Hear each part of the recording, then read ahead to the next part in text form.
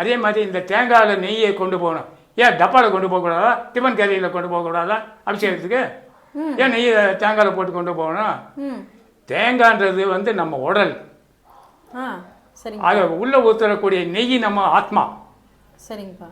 இப்போ நம்ம சேலத்துலேயே எடுத்துக்கிட்டிங்கன்னா, இப்போ ஊருக்கு போகிறாங்க அப்படின்னா எல்லாரும் சொந்தக்காரங்களாம் கூப்பிட்டு அரிசி போடுறது இந்த மாதிரிலாம் பண்ணுறாங்க. அந்த அரிசி போடுறதுடைய நோக்கமே என்னென்னா, இப்போ அந்த மலைக்கு போயிட்டு வந்தாலே இப்போ இந்த உடல் அந்த ஹோமகுண்டத்தில் போடுற மாதிரி பாவனை, அந்த ஆத்மா வந்து அவருக்கு நியமிஷம் பண்ண மாதிரி அதுக்கு தான் கொண்டு போகிறோம்.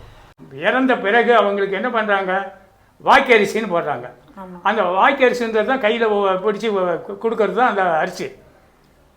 அது இறுதி காலத்தில் செய்யக்கூடிய முழுமையாக சரணாகதி அடைஞ்சிடுறது ஐயப்பனுக்கு, அந்த தத்துவம் தான் அது. சரிங்கப்பா, அந்த மாதிரி நம்ம பண்ணுறோம், அந்த மாதிரி நம்ம முழுசாக சரணாகதி ஆகிடுறோம்.